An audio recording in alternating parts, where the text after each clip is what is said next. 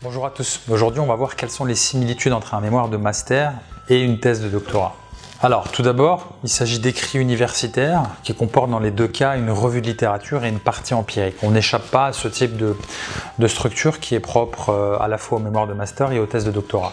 Les deux étudient une problématique et une question de recherche. La finalité, c'est d'apporter une réponse à celle-ci. Les deux démontrent effectivement que l'auteur a une connaissance approfondie du champ disciplinaire et des concepts liés à la problématique et qu'il est en mesure d'apporter une valeur, quelque chose de nouveau, de novateur, en réponse à une problématique donnée. L'objectif étant d'apporter un avancement de la connaissance dans un champ particulier qui est celui de la problématique concernée. Enfin, la méthodologie de recherche est relativement rigoureuse et doit être suivie dans les deux cas de figure.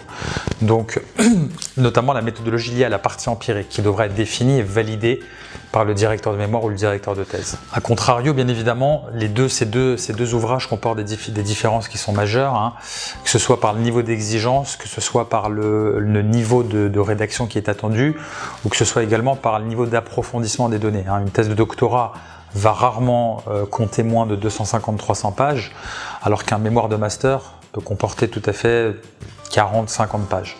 Donc on est sur des niveaux d'attente qui sont complètement différents, sur des durées de rédaction qui sont également complètement différentes. Ça peut être sur une année sur un mémoire de master et ça va jusqu'à 3 ans sur une thèse de doctorat. Et on est également sur, on va dire, une finesse d'analyse qui sera beaucoup plus importante au niveau de la thèse de doctorat par rapport à un mémoire où on sera beaucoup moins exigeant sur la méthodologie.